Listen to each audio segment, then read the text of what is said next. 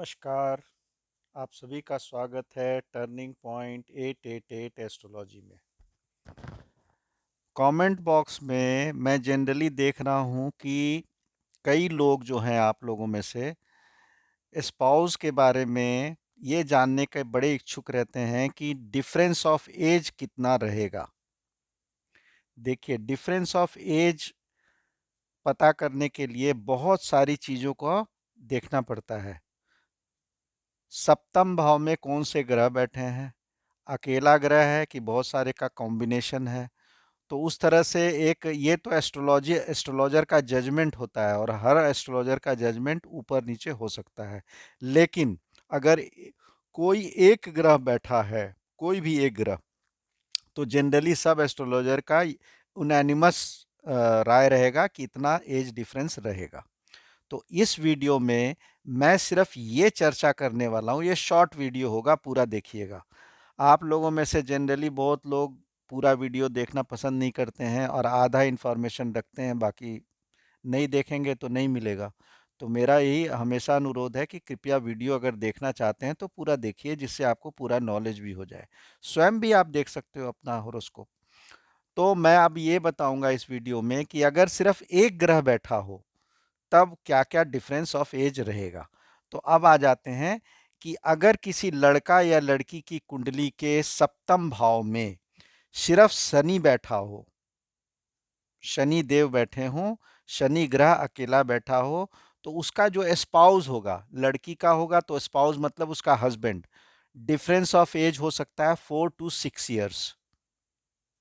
और difference of as यहाँ पर शनि क्या है ना, बहुत मैच्योर्ड प्लेनेट है।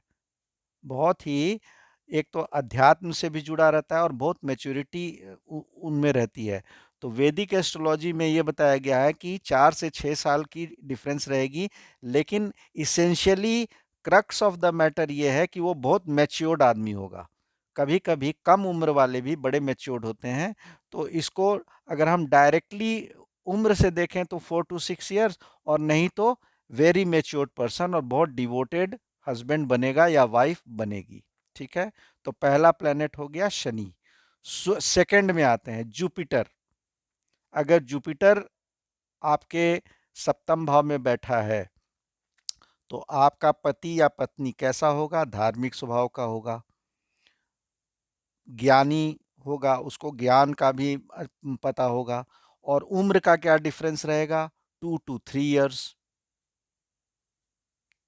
बड़ा रहे होगा आपसे, 2 से 3 साल बड़ा होगा। और लड़की होगी तो 2 3 साल बड़े आपके हस्बैंड होंगे, और लड़का होगा तो 2 3 3 साल उससे छोटी लड़की होगी। ठीक है। अब आ जाइए मंगल। अगर सीधा केवल मंगल बैठे हैं अकेले, तो जो उम्र का डिफरेंस होगा, हस्बैंड के कुंडली में अगर मार्स बैठा हुआ है तो उसकी वाइफ 2 से 3 साल छोटी होगी। और वाइफ के कुंडली में अगर मार्स बैठा है तो हस्बैंड 2 3 साल बड़ा होगा। ठीक है। तो हम 3 प्लैनेट कवर कर लिए, जुपिटर, सैटर्न और मार्स। अब आ जाइए सन पे। अगर लड़की की कुंडली में सन बैठा हुआ है सप्तम भाव में, तब जो एज डिफरेंस होगा 1 to 2 year का डिफरेंस होगा, यानी उसके जो हस्बैंड होंगे 1 to 2 year बड़े होंगे उनसे। और लड़के की कुंडली में अगर सन है तो जो वाइफ होगी उसकी 1 to 2 years यंगर होगी उससे। ठीक है। तो 4 हो गए। पांचवा है मरकरी, यानी बुध। बुध बड़ा यंग प्लेनेट है। तो अगर बुध वहां बैठा है तो यंग लुकिंग आपको स्पाउस मिलेगा। हस्बैंड को यंग लुकिंग लड़की मिलेगी और लड़की को यंग लुकिंग लड़का रहेगा, और वो हमेशा यंग लुकिंग ही दिखेगा।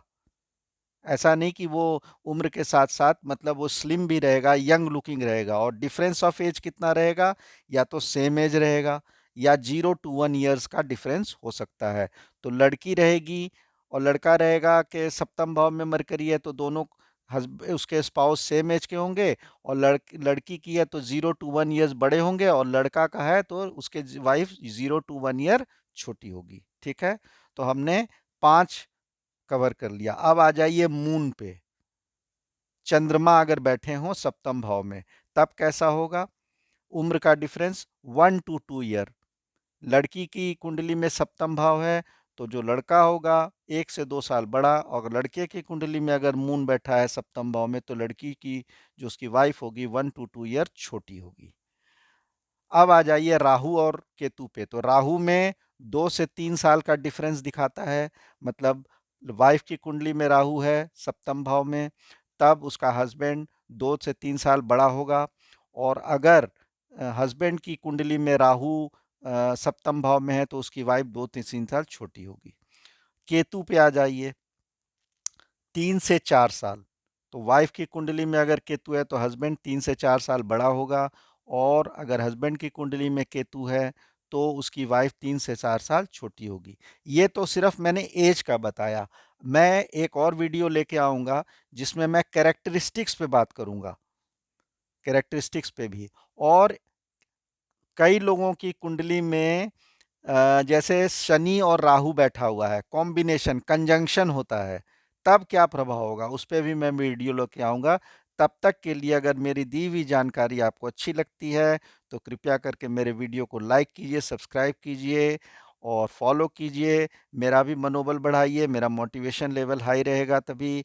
और तब तक के लिए नेक्स्ट वीडियो के लिए जय श्री राम।